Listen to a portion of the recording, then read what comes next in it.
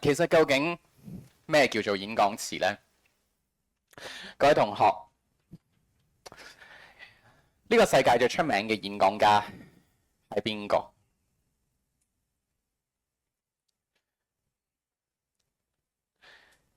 毛澤東、希特拉、習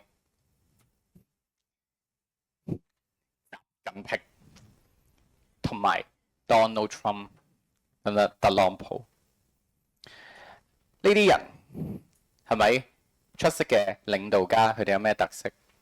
佢哋會唔會問問題㗎？會唔會問？會，不過會唔會問你哋頭先嗰啲問題㗎？同志們，知道什麼是共產黨嗎？咁樣，你有冇見過佢哋咁講嘢㗎？你有冇見過 Donald Trump 會問你 Do you know where the US is？ 咁樣會問啲咁嘅問題㗎？冇。所以第一樣嘢你要記住嘅，頭先講嘅所有嘅呢一啲偉大嘅演講家，佢不得不承認佢哋真係一個偉大嘅演講家嚟嘅。點解？因為佢能夠可以說服到咁多人去支持佢，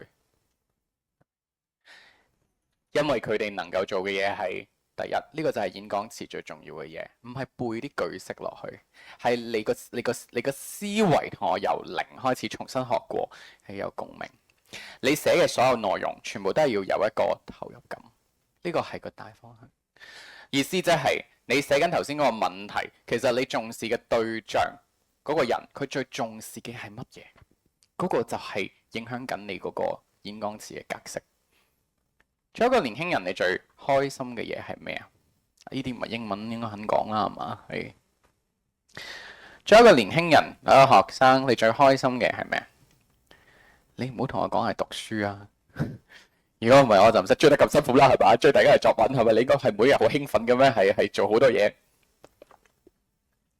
你最開心嘅應該係瞓覺，我聽我係瞓覺。玩係咪？娛樂、去旅行呢啲，識朋友呢啲係答案嚟嘅。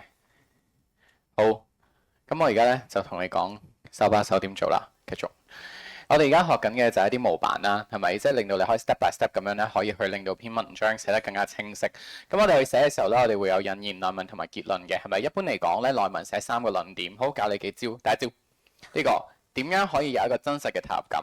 係問問題，但係個問題係咁問嘅。一，我哋寫嗱呢度2揀1，但係我會建議你每一段你都可以寫多啲落去嘅。幻想下咁嘅情景，綠色嗰個咧，你係要轉嘅。幻想下呢個情景，你有啲乜嘢嘅感受啊？幻想下呢個情景，跟住咧就係你有啲咩感受啊？好啦，跟住咧我哋就會係去到下邊啦。咁去到下邊嘅話咧，咁我哋去講緊嘅地方咧就會係呢度。我哋去睇嘅時候咧，就係即係譬如話幻想呢個情景 ，What would you feel？OK，即係你有啲乜嘢嘅想法咁樣啦。OK，What would you feel？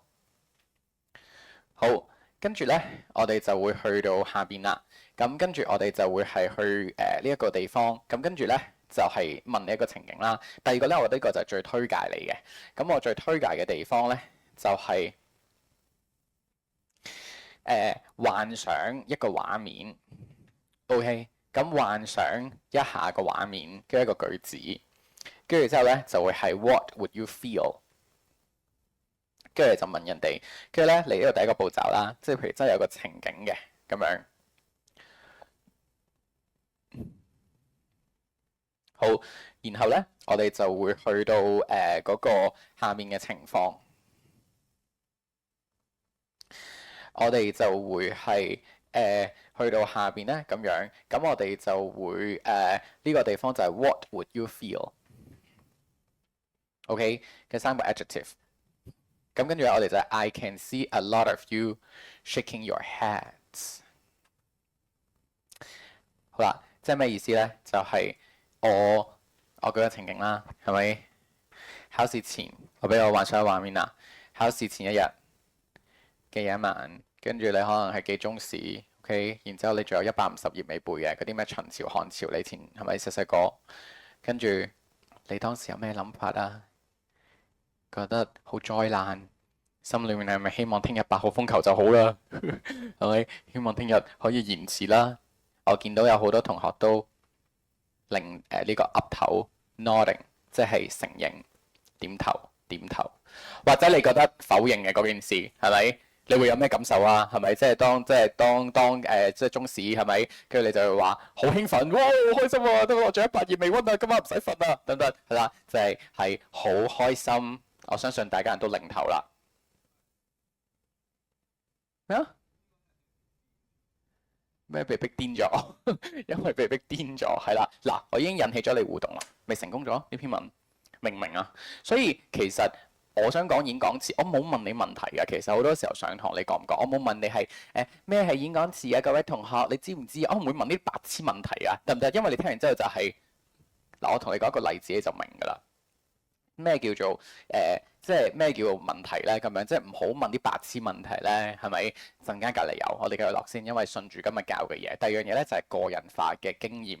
陣間我哋都會有啲堂課，呢個作文班好有趣嘅，我哋都有少少實戰嘅時間要寫，一定要加埋，所以你俾心機快啲聽啊，得唔得？係因為咧有功課嘅堂課，你寫唔完咧係要留低做埋佢嘅一個堂課。功課我俾你選擇，你可以翻屋企寫，得唔得？你可以係喺度留低寫都得，好冇？咁但係堂課係必須要做得晒嘅，好冇？係要上載到嗰個交文區作準。咁我哋個人化經驗就係我哋個人嘅經歷係一個好明顯嘅例子，OK？咁呢個就係一個好好嘅一個個人化嘅一個寫嘅方法啦，咁樣。咁跟住咧，我哋就除咗講話係呢一個係明顯嘅例子，好啦。咁跟住咧，我就係想講話其實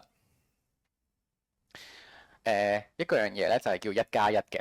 1+1嘅意思咧就係你講完嗰個時地人之後咧，你係要講下嗰個 how 同埋 why 嘅呢度啦。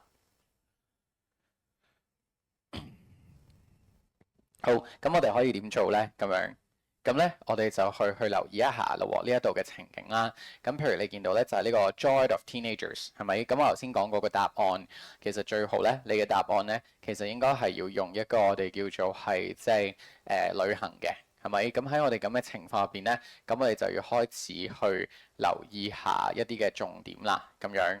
咁就係去到留意嘅重點咧，就會喺呢度喺2024年，OK？咁我曾經咧就係去咗6個嘅國家咁樣，咁呢個咧就會係一個比較係高分嘅一個方法咯，得唔得？我就曾經去咗一個6個嘅國家，咁呢個咪就係真係有一個時地人喺度啦。咁所以我哋就係講嗰個1+1嘅情景咧，就係咁樣出翻嚟嘅。好，跟住冇問題嘅話咧，到隔離啦。呢個咧就係我想順住教咯喎，咁樣。咁而家呢個咧。我哋就會係叫做家燕媽媽啦，咁樣好。咁跟住咧就會係呢度，我就去講俾你知係啦。呢個家燕媽媽係咩嚟嘅咧？首先咧，我就好中意呢個人嘅呢個薛家燕係啦，因為好靚女係。我中意嘅偶像，你慢慢就會明㗎啦，哈哈。OK，咁就係呢啲樣啦。咁你見到咧就係因為佢咧其實就佢咧係一個佢係一個司儀嚟嘅咁樣啦。咁佢而家會做嗰啲主持嘅。咁而且咧佢成日好中意佢以前好靚嘅，咁咧會着嗰啲性感小裙嘅。好啦，睇住咯喎。咁佢最經典係有粒墨啦。咁跟住咧，我哋就睇咯喎。首先咧，第一啦咁樣，咁咧你見到咧，因為佢你唔好介意啊，即係佢上咗年紀嘛，咁所以有時咧佢唔記得收條毛嘅，OK 係啊，即係唔記得搣咗佢條毛，咁所以就會見咗呢個係一個分號啦、破折號啦、冒號，多啲用一啲符號。跟住咧，呢個係耳環嚟嘅，你俾啲想像力。呢個問號係一個耳環嚟嘅，用啲問句。第三咧，因為頭先講啦，佢好中意着啲性感小裙啊嘛，咁所以我哋就好會容易用一啲短句咁樣。好啦，咁跟住咧，我哋就冇問題嘅話，我哋就可以去再去留意多啲咧，咁樣呢幾個清晰啊嘛，清晰。好啦，咁跟住我而家咧就想你要去記住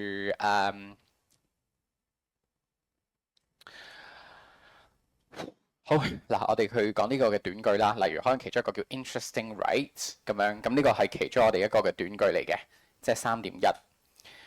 咁我哋就加個形容詞，然之後再加個 right。Louis 抄咗未？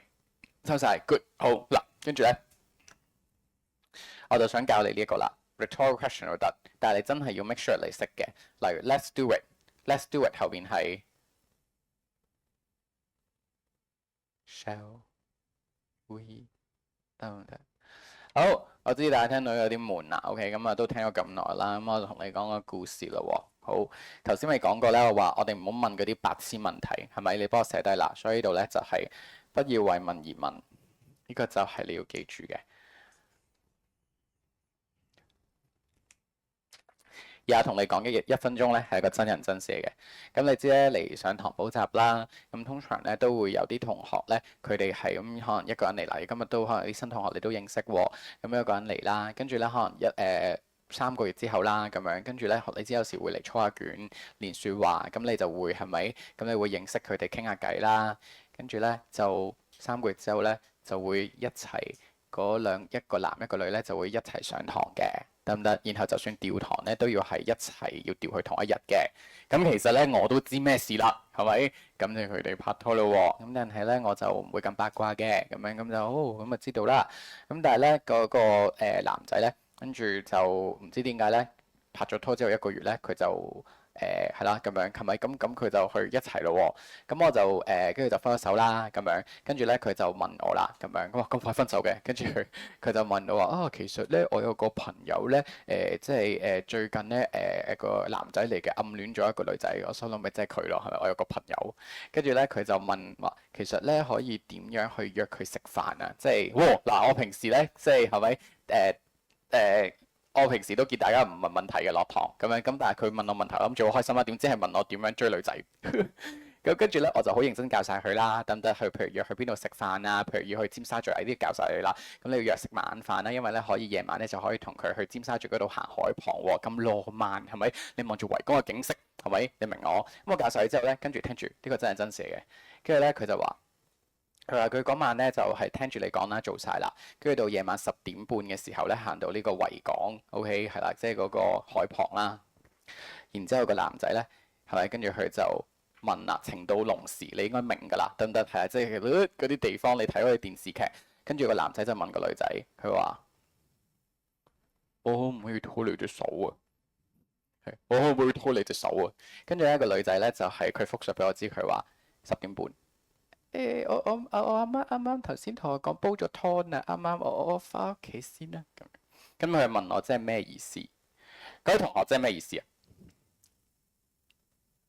係咪即係等於係咪即係話佢係咪即係點解係煲咗湯啊？翻去飲湯唔係，係因為傻傻地嘅個女仔發現，即係如果你明明你要去拖，你咪拖咯。點解你要問呢？你明唔明我意思啊？你唔覺得好鉗嘅咩？你咁樣問人，但係你覺得好奇怪嘅咩？係咪？你自己答佢，我可唔可以拖佢隻手啊？咁樣咁所以呢個呢，就係頭先講演講詞嗰樣嘢咯。咁你好好記住佢，唔好再講嗰啲咩 What is do you know？OK，What is joy？我就係想講咁耐就係記住呢樣嘢。好，下邊咁咧係好扣分嘅，其實呢樣嘢共鳴啦，咁頭先講過，你要去諗下你對方最重要嘅嘢，可以係學生，可以係老師，係咪？咁呢個唔難嘅。咁去到下邊咧就係呢度啦。咁我哋加一個假嘅人啦，咁樣譬如對方好多人咧，佢哋就認為咧呢樣嘢咧係咁嘅，咁但係其實咧佢哋就係咁嘅。好啦，咁跟住咧我哋就會 show differently。好，跟住之後咧冇問題嘅話啦，咁樣好，跟住去到呢一度